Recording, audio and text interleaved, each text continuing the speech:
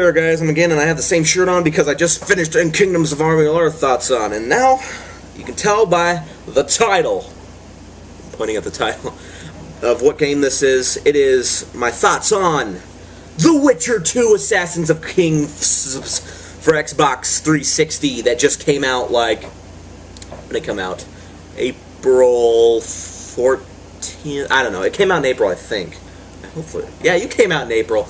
But yeah, I actually I beat this game pretty quickly. It's actually a pretty long game. But I'd compare this game, well actually I can't compare this game to. I didn't play Witcher 1, which I don't think it mattered because it really had, it didn't seem like it was anything to do with Witcher 1 at all. Like, maybe there was a few plot points I missed, maybe not. I didn't really notice any of them, but maybe that's just me. But yeah, this game is very good looking for consoles. Like, it's probably one of the best looking games of this year so far. The game is really, really good looking. I'd recommend installing the game because it usually runs RPGs smoother. I installed like every RPG I ever played for Xbox, mainly because it makes it run smoother. It doesn't make it look better, it just makes it run smoother, which I like RPGs to run really smooth, which it did. It ran really, really smooth. The combat is just amazing. I loved the combat in this game, man.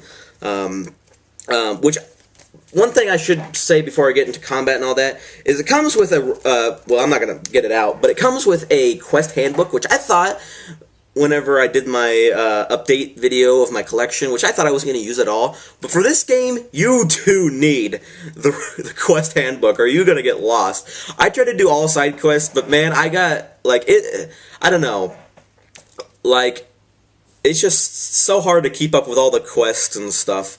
That's another downer, is kind of how hard the quests are and how hard to, like, manage them and stuff, which I think they could have done better. But other than that, man, the combat is just, like, this is probably one of the best combat RPGs I've ever played. Well, I haven't played that much, but it is actually pretty fantastic. The story is very surprising, actually. Like, I was very surprised. I actually loved the story. I'm going to put this down here. It's a big decision game. Like, I recommend any console people probably get this game if you like decision-making games like Mass Effect. Like, the decisions you make in this game affect the rest of the game. Like, that's what I love. I want every RPG to have decisions like that. Like, a lot of decisions don't do that, but this game, usually whenever I say, like, decisions, there's, like, a little bit of decisions that don't really affect the game, but, man, this affects so many, like, outcomes of the end and, like, the rest of the game. Like, there's different paths. Like, there's actually two parts of the game, almost, because you choose to side with one of the characters, I'm not going to say, and then it leads on to a whole different main quest. Like, they're completely different, so that's actually kind of cool. I don't think I'm going to replay it. If I ever replay it, it's going to be a walkthrough video on my main channel, my walkthrough channel, and I'll kind of do everything that I didn't do on the main thing, because the game's combat was actually really hard. Like, I was playing on the easiest difficulty. Like, I tried to play it on the hardest one, but dude, that game is really hard. Like, even for easy, the combat is kind of hard, like, really hard. The main boss battle was probably one of the longest boss battles I've ever played in my life. That literally took, I think, 30 minutes of just me hacking, slashing, or whatever, man. Oh, man, it was so long. Definitely one of the longest ones. One thing I want to complain about is the inventory. Like, there's actually rarely any loot in the game. But, like, there's not really any upgrades, but the inventory is just very confusing to organize and manage. Like, it's just, they could have done a way better job with management. Hopefully, which, if you play this game, you'll know that they're probably going to make a third one. So, if they do make a third one and they bring it to console, hopefully they make the management for inventory a heck of a lot better, because that's probably one of my only complaints about this game. That and hardness, which I'm not like. A lot of people like their games to be hard. Me, I don't really like them to be difficult. Difficulty? I don't like them to be difficult. Sorry. But yeah, the management could definitely use a lot of work, and there's a lot of crafting in this game. Like, there's a lot of potion making to be done in this game, which I didn't use any of the potions at all. Which there's a lot of crafting recipes for this game, which I didn't really collect at all.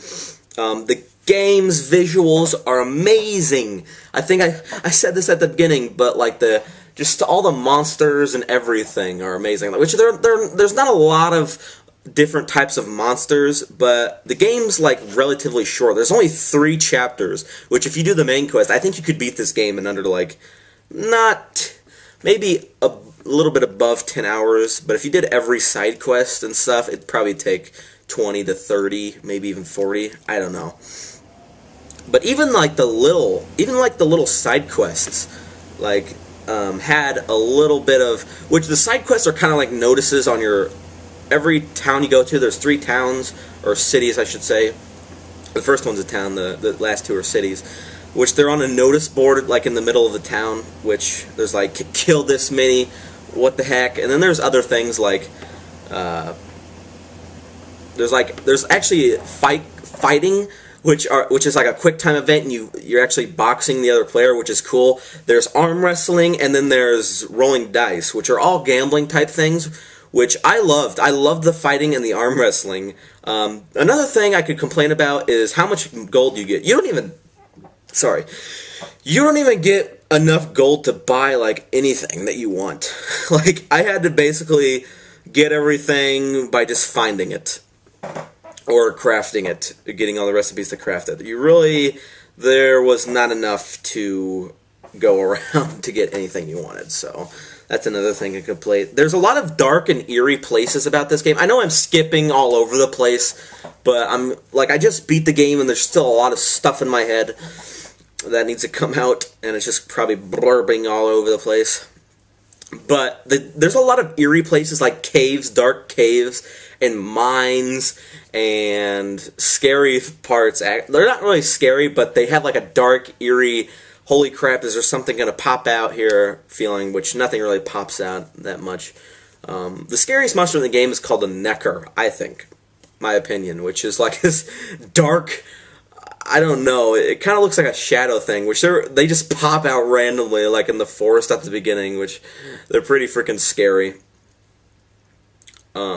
But I don't think I commented on earlier, I might have, but the side quests themselves have decisions of themselves, like they can help your town or not, which is actually pretty cool for side quests, because usually side quests are just like, do this, blah blah blah, never hear from them again. But these kind of have like a backstory to them, and kind of have like this. They kind of feel like you're putting, some of them at least, not all of them. They kind of feel like you're doing something for wherever you're at, whatever town or city you're in, which is really cool. Another thing is this game has a lot of nudity. Like, there is so much sex you could do on this game, it's not even funny. Like, there's so much nudity. So if you are under, like, I don't know, just if you're a little kid, or if you're like a parent watching this, which I don't know why a parent would be watching me, that's a little weird. Don't let your kid get it. Well, yeah, don't let them get it, because there's a lot of nudity on this game. So I think I should get onto the story. Basically, you're a witcher called Geralt of Rivia, which you have amnesia, which you at the start you end up in a prison, which you then do flashbacks, and then you eventually get out.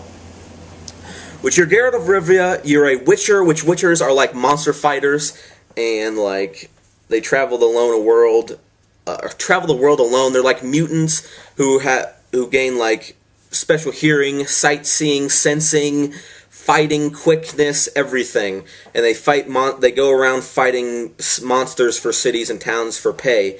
And you have a girlfriend, Triss Merigold, and basically you guys are in prison because if you play the flashbacks, somebody is assassinating kings. Like, there's another Witcher assassinating kings, and there's kind of a conspiracy behind it, and you gotta find this guy the whole game.